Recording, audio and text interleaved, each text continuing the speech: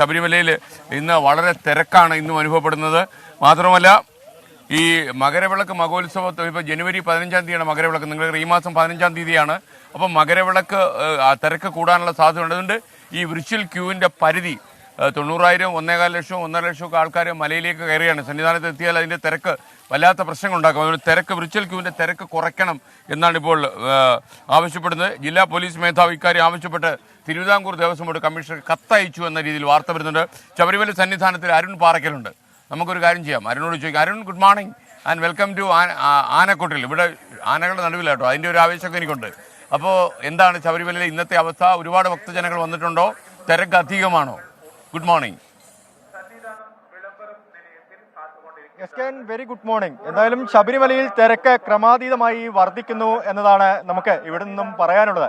1 ലക്ഷത്തിലധികം തീർത്ഥാടകരുടെ എണ്ണം ഇന്നലെ 1 ലക്ഷം പിന്നിട്ടിരുന്നു. 1,01,789 പേരാണ് ഇന്നലെ രാത്രിയോടെ സന്നിധാനത്തേക്ക് എത്തിയത്. 3-ാം ദിവസം സന്നിധാനത്തേക്ക് എത്തിയത് എന്നാണ് പറയാൻ പറ്റുന്നത്.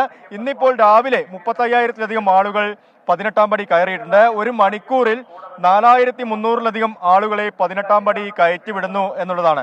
എന്തായാലും തിരക്ക് നിയന്ത്രിക്കാനുള്ള എല്ലാവിധ സജ്ജീകരണങ്ങളും ദേവസ്വം ബോർഡും പോലീസും ഒക്കെ കൈക്കൊള്ളുന്നുണ്ട്. ഇനിയിപ്പോൾ മകരവിളക്ക് വരാൻ പോകുകയാണ്.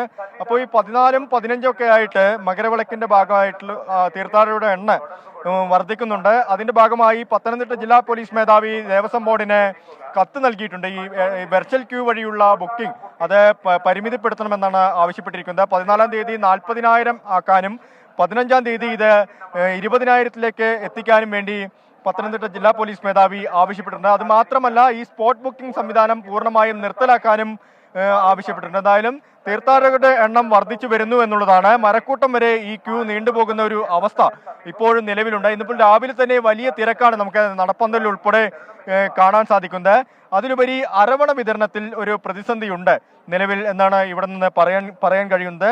നിലവിൽ അരവണ വിതരണം പരിമിതപ്പെടുത്തിയിട്ടുണ്ട്. ഒരാൾക്ക് ഒരു തീർത്ഥാടകന് 5 ടിൻ അരവണ മാത്രമാണ് നൽകാൻ കഴിയുന്നത്. അതിൻ്റെ ഒരു കാരണം ഈ ദേവസ്വം ബോർഡ് 2 കമ്പനികൾക്കാണ് കരാർ നൽകിയിരുന്നത്.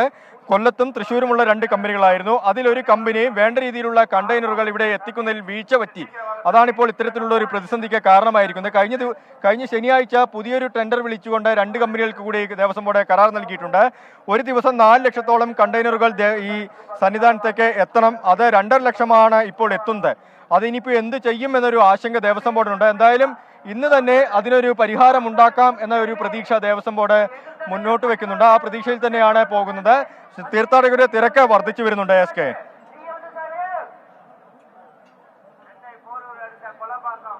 വെൽക്കം ബാക്ക് പ്രിയപ്പെട്ട പ്രേക്ഷകരെ. ഇതാണ് ഗുരുവായൂർ ബൽറാമൻ എന്ന് പറയുന്ന കക്ഷി അല്ലേ? ബൽരാമനല്ലേ? താങ്കളാണോ പാപ്പൻ? അതെ. എവിടെ വീട്? എവിടാ? എന്റെ വീട്. അപ്പൊ ഇവന്റെ ഒരു പ്രത്യേകത എന്താ? ഇവന് കുറിയൊക്കെ ഇട്ടിരിക്കുന്നല്ലോ. സ്ഥിരം ശിവേലി വിളക്ക് എല്ലാ ഗുരുവായൂരമ്പലത്തിലെ എല്ലാ ചടങ്ങും അറിയണവരാണ്. നമ്മളൊരു പേരിനെ നിന്നാ മതി അടുത്ത് ആനപ്പാപ്പ എന്നുള്ളൊരു പേരിനെ. ബാക്കി എല്ലാ കാര്യങ്ങളും ആള് നീറ്റാ, ശാന്തൻ. വരുമ്പോ തടമ്പൊക്കെ വരുമ്പോ തന്നെ മുടക്കും, തന്നെ കയറ്റും. ഓക്കെ, അത് കൊള്ളാലോ. കാര്യങ്ങൾ അടിപൊളിയാ. ഓക്കെ. അല്ല, ഇവിടെ മുടയുള്ള ഏതെങ്കിലും ആനയുണ്ട്? കഴിഞ്ഞ ഒരു മുട ആന മതം മുട്ടിക്കാണ്. ഏത്? അതിന്റെ അടുത്ത് നിന്നാണോ ഞാൻ സംസാരിച്ചോണ്ടിരുന്നത്? അതാണ് അറിയണത്. ഇതൊക്കെ അറിയണ്ടേ, നേരത്തെ പറയണ്ടേ? ഓക്കെ, അപ്പൊ താങ്ക് യു. 24 അഞ്ചിന്റെ വജ്രത്തിളക്കം.